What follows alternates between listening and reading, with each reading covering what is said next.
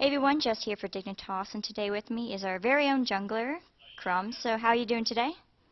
Very well, a little under the weather, but for the most part, everything's alright. Well, I hope you start feeling better soon. So, of course, the big talk right now is All-Stars. So how do you feel this year's event went, and how do you think North America played? The best thing I know about the venue, about the actual All-Star event, has been the venue. I saw the actual pictures, and it seems like Shanghai has a really high standard for what League of Legends should be doing, and the resources that were available there, coupled with what Riot did, really made for a formidable event. But in terms of how North America played, in my opinion, extremely subpar. But that was to be expected. I didn't expect them to win anything, and to me, it bothers me a little that many of North American fans were content at the fact that we beat Europe and they say, oh, at least we're good. We managed to beat Europe, take games off them, and to me, that really doesn't say much because if you're setting your bar at Europe when Europe's not the best in the world, you're not going to get far. The bar should be to beat Korea, and until we accomplish that, I won't really say that North America is a success. And many of the Asian teams have a lot of different tactics up their sleeves. So what were your thoughts on their play style? And not to give anything away, but does Dignitas have any plans to maybe counteract the way that they play? I think that the Koreans simply won every game in the laning phase. I mean, sure, their champion picks and champ select are much better than any other team, but that is a big factor in the fact that all of their players have actual champion pools of champions that are strong. For instance, you'll see nobody's playing Malphite in Korea because Malphite's not is something that's easily bullied. Like you just play, every member can play the champions that are broken for their respective role, and that's not something that you can say for North America or Europe and even China for that matter. So until every laner and every lane and every jungle starts getting actually mechanically better at the game and is able to play many more champions, then they're still gonna lag behind. And in terms for things that Dignitas is gonna do, well, we haven't scrimmed in about 2 weeks, so after we start streaming, perhaps I can say yes or no. And of course, with Korea taking home the cup, what are your thoughts on how they played and specifically their jungler Insect? They just play the lanes better. All their laners are better than any other laner that they played. They won every game off laning phase, and if they didn't win off laning phase by a large margin, then once they grouped up, they would have just crushed everything, which is what they did. But Insect played Lee Sin most games, and then Zac with a Gragas jungle game.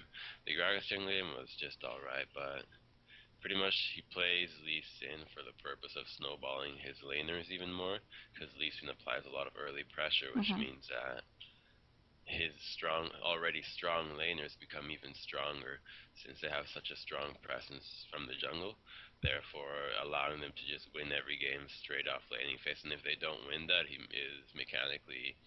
has a mechanical finesse to play Lee Sin in a way that he can engage with his kick, making sure that even if he falls behind in terms of damage, which is what is naturally bound to happen to Lee Sin, he's going to still be able to provide utility by engaging fights with a great mechanic. So he's a great player on Lee Sin, but every other champion simply seemed like he was just any other jungler. And of course, the LCS is still going on. So what has the journey been like so far for you? LCS is kind of well, everybody here. Personally, I dropped put my life on hold to go on to play League of Legends because I thought this would be the career that I wanted, and it still is. But the thing is that it has almost no job security.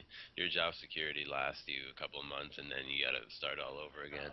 And it's a work that you can almost have no breaks. You always have to be constantly practicing on top of your game, and that can be a bit tiring. And luckily for me, I was able to take 2 weeks off and just relax for the summer split.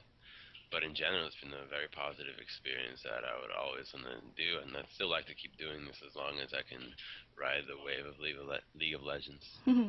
What was the tension like fighting for your spot in the summer split? Coming into the game against Team Summon, we knew that we should be able to take them down from scrimming and just general knowledge about their team, we know that we were a better team, and we should be able to take the win and regain our spot in the LCS quite easily. But even though we were still somewhat in a slump, we knew there could be some potential trouble.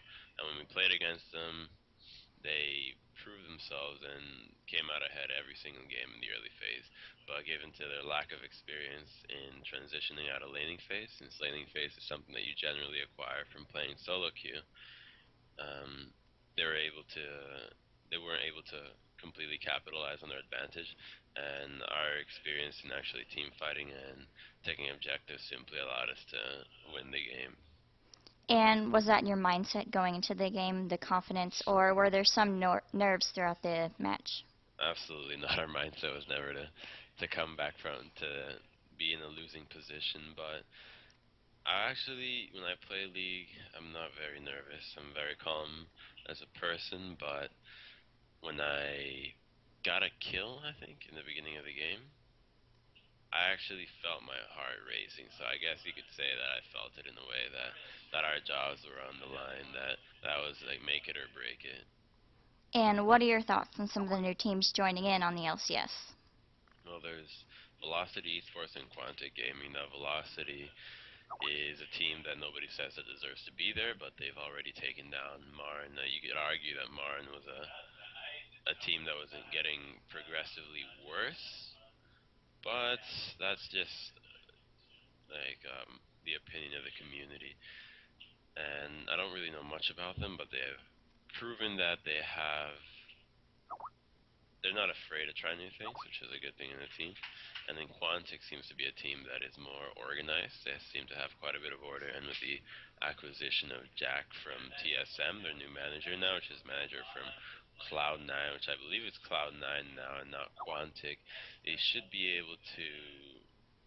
I think they're going to give everyone a run for their money. They're a team that studies things and is really devoted to actually getting there.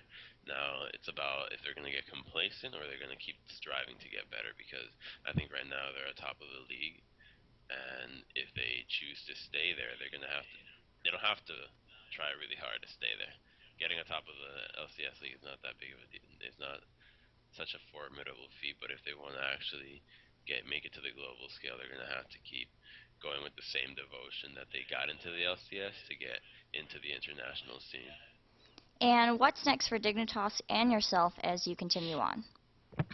Well, for Dig, we just got back from all our vacations. Now Scar is back in the house as well from the LCS. Unfortunately for him, he doesn't get a break like all of us did.